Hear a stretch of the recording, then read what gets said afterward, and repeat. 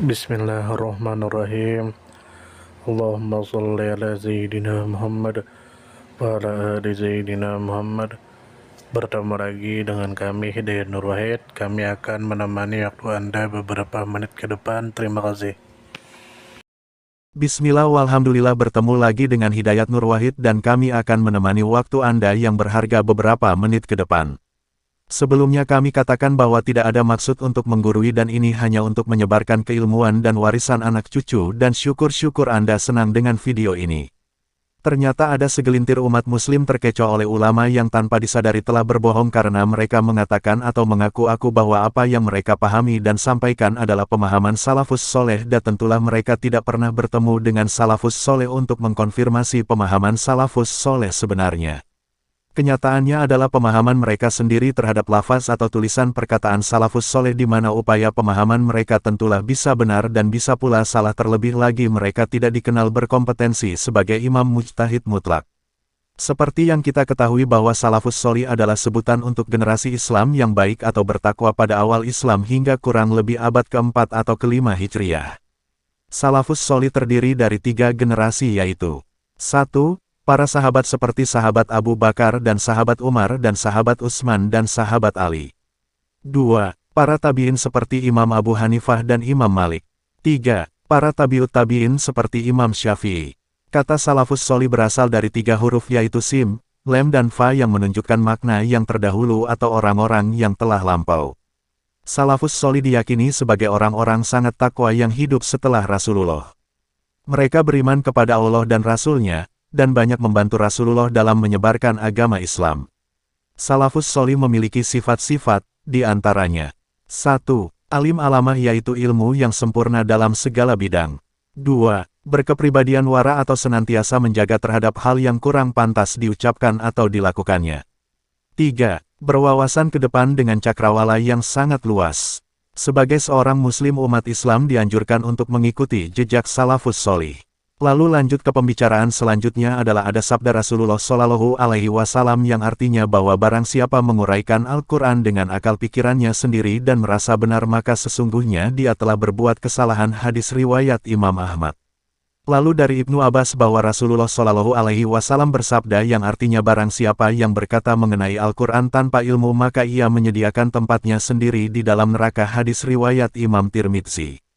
Lalu Imam Syafi'i rahimahullah mengatakan yang artinya bahwa tiada ilmu tanpa sanad. Dan Al-Hafiz Imam Ats-Tsauri rahimahullah mengatakan yang artinya bahwa penuntut ilmu tanpa sanad adalah bagaikan orang yang ingin naik ke atap rumah tanpa tangga. Bahkan Al-Imam Abu Yazid Al-Bustami Qudisasiru pada makna tafsir Quran surah Al-Kahfi ayat 60 yang artinya barang siapa tidak memiliki susunan guru dalam bimbingan agamanya, tidak ragu lagi niscaya gurunya setan. Silahkan buka kitab tafsir Ruhul Bayan juz 5 halaman 203. Di antara rantai sanad ilmu Imam Asy-Syafi'i adalah 1. Baginda Nabi Muhammad Shallallahu Alaihi Wasallam. 2. Abdullah bin Umar bin Al-Khattab. 3. Al-Imam Nafi tabi Abdullah bin Umar. 4. Al-Imam Malik bin Anas. 5. Al-Imam Syafi'i Muhammad bin Idris.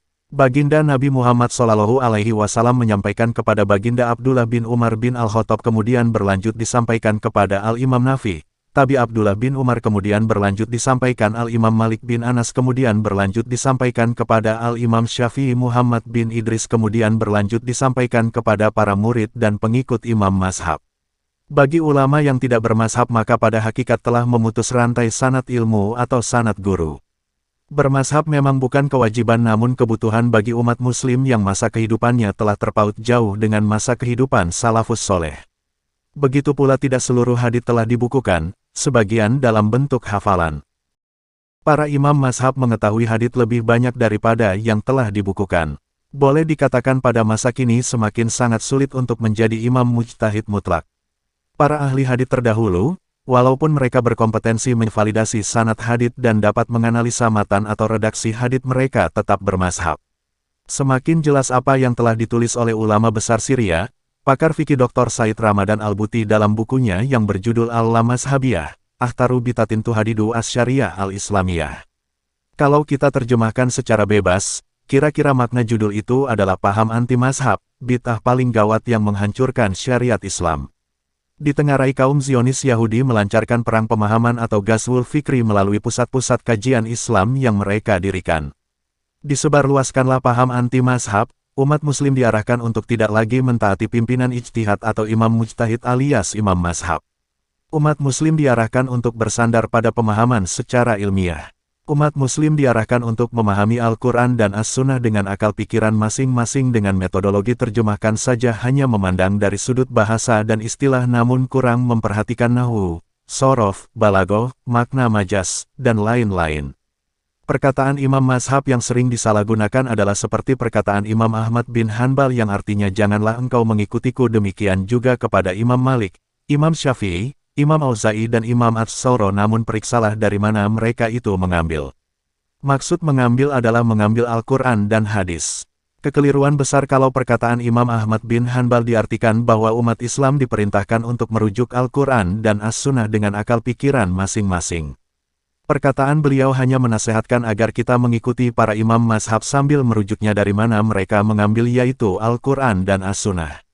Untuk apa para imam mazhab bersusah payah menuliskan kitab fikih kalau mereka menyuruh umat Islam untuk melakukan ijtihad atau bahkan istinbat atau menetapkan hukum perkara masing-masing? Imam mazhab artinya imam mujtahid atau pemimpin ijtihad yang seharusnya kita ikuti karena mereka memang berkompetensi sebagai imam mujtahid mutlak. Dengan perang pemahaman, umat Muslim diingatkan bahwa imam mazhab tidak maksum. Memang mereka tidak maksum, tetapi mereka itu mahfuz atau dipelihara dengan pemeliharaan Allah Subhanahu wa Ta'ala terhadap orang-orang soleh. Mereka disegerakan tegurannya jika mereka membuat kesalahan dan mereka pun segera bertaubat atas kesalahannya. Sungguh sebuah petunjuk ketidakdekatan dengannya jika berbuat kesalahan namun tidak disegerakan teguran darinya. Sebuah malapetaka besar jika seseorang mengetahui kesalahannya ketika di akhirat kelak. Pernah dulu Imam Syafi'i rahimahullah ketika beliau berjalan menuju rumah gurunya, beliau tidak sengaja melihat betis seorang wanita yang tersingkap oleh angin, akibatnya beliau lupa beberapa hafalan. Imam Syafi'i menyampaikan akan kesulitan beberapa hafalannya kepada gurunya. Guru beliau, Imam Waqi rahimahullah, menasehatinya untuk mensucikan diri dengan meninggalkan kemaksiatan. Beliau juga berpesan ilmu pengetahuan itu adalah cahaya Allah. Dan cahaya Allah tidak akan menyinari hati orang yang berbuat maksiat. Setelah menjalankan pesan gurunya itu, tingkat kepahaman dan hafalan Imam Syafi'i terpacu secara luar biasa. Cahaya Allah atau petunjuknya atau hidayah tidak akan sampai kepada orang yang salah dalam pemahaman. Apalagi mereka yang tidak menyadari kesalahpahamannya. Rasulullah Shallallahu Alaihi Wasallam bersabda yang artinya barang siapa yang bertambah ilmunya tapi tidak bertambah hidayahnya, maka dia tidak bertambah dekat kepada Allah melainkan bertambah jauh. Pemahaman yang baik dan benar, pastilah akan menghantarkan semakin dekat padanya. Lalu ada beberapa orang yang salah memahami perkataan para imam mazhab seperti 1. Perkataan Imam Abu Hanifah yang artinya tidak halal bagi seseorang mengikuti perkataan kami bila ia tidak tahu dari mana kami mengambil sumbernya. Silahkan buka kitab Ibnu Abdul Bar dalam kitab Al-Intika fi Fathil As-Salasah Al-Aimah. 2. Perkataan Imam Malik bin Anas yang artinya saya hanyalah seorang manusia, terkadang salah, terkadang benar. Oleh karena itu, telitilah pendapatku. Bila sesuai dengan Al-Quran dan Sunnah ambillah, dan bila tidak sesuai dengan Al-Quran dan Sunnah, tinggalkanlah. Silahkan buka kitab Ibnu Abdul Bar dan dari dia juga Ibnu Hazm dalam kitabnya Ushul Al-Ahkam. 3. Perkataan Imam Syafi'i yang artinya setiap orang harus bermazhab kepada Rasulullah Shallallahu Alaihi Wasallam dan mengikutinya. Apapun pendapat yang aku katakan atau sesuatu yang aku katakan itu berasal dari Rasulullah Shallallahu Alaihi Wasallam tetapi ternyata berlawanan dengan pendapatku, apa yang disabdakan oleh Rasulullah itulah yang menjadi pendapatku. Hadits riwayat Hakim dengan sanad bersambung kepada Imam Syafi'i seperti tersebut dalam kitab Tarikh Damsyik, karya Ibnu Asakir. 4. Imam Ahmad bin Hanbal janganlah engkau taklid kepadaku atau kepada Malik, Saifi, Auza'i dan Sauro, tetapi ambillah dari sumber mereka mengambil. Silahkan buka kitab Ibnu Jauzi dalam Al-Manaqib halaman 192. Perkataan para imam mazhab yang 4 tersebut adalah sebagai bentuk sikap tawadu atau rendah hati mereka. Mereka mengingatkan kita untuk meninggalkan pendapat atau pemahaman mereka khusus yang menyelisihi sunnah Rasulullah itu pun kalau memang ada. Perkataan para imam mazhab yang 4 tersebut bukanlah perintah untuk meninggalkan keseluruhan pendapat atau pemahaman mereka. Berdasarkan perkataan para imam mazhab yang empat tersebut maka kita mengikuti pendapat atau pemahaman para imam mazhab sambil merujuk dari mana mereka mengambil yaitu Al-Quran dan As-Sunnah. Lalu Rasulullah Shallallahu Alaihi Wasallam bersabda yang artinya sesungguhnya umatku tidak akan bersepakat pada kesesatan. Oleh karena itu, apabila kalian melihat terjadi perselisihan maka ikutilah Asawat Al-Asham hadis riwayat Ibnu Majah, Abdullah bin Hamid, At-Tabrani, Al-Lalikai, Abu Nuaim dan menurut Al-Hafiz As-Suyuti dalam Jami'us Shaghir, ini adalah hadits sahih. Asawat Al-Asham ada yang mengatakan bahwa maksudnya adalah mengikuti ulama banyak. Umat muslim pada umumnya mengikuti dan taat kepada pemahaman imam mazhab sesuai dengan firman Allah Ta'ala yang artinya hai orang-orang yang beriman, taatilah Allah dan taatilah Rasul dan ulil amri di antara kamu. Kemudian jika kamu berlainan pendapat tentang sesuatu, maka kembalikanlah ia kepada Allah dan Rasul jika kamu benar-benar beriman kepada Allah dan hari kemudian. Yang demikian itu lebih utama dan lebih baik akibatnya. Quran Surah An-Nisa ayat 59. Dalam ayat tersebut, Allah Subhanahu wa Ta'ala memerintahkan orang-orang yang beriman untuk mentaati Allah, Rasul-Nya dan ulil amri. Hanya saja ketaatan kepada Allah dan Rasul-Nya adalah ketaatan mutlak, sedangkan ketaatan kepada ulil amri tergantung kepada ketaatan mereka kepada Allah dan Rasul-Nya. Adapun maksud dari ulil amri dalam ayat tersebut menurut Ibnu Abbas sebagaimana yang disebutkan oleh Imam Tobari dalam tafsirnya adalah para pakar fiqh dan para ulama yang komitmen dengan ajaran Islam. Sebagian ulama lain berpendapat ulil amri adalah umara atau penguasa atau pemimpin negeri dan ulama, namun ketaatan kepada ulama lebih diutamakan daripada ketaatan kepada umara karena pada masa kini dan pada umumnya ulama memahami agama lebih baik dibandingkan umaro. Banyak ulama telah sepakat bahwa setelah periode salafus soleh maka ulama yang memahami agama dengan baik dan benar adalah para imam mazhab yang empat.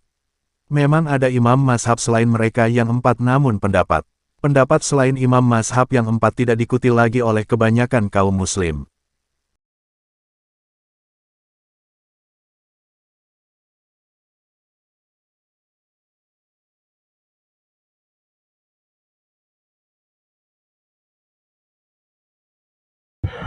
Terima kasih banyak.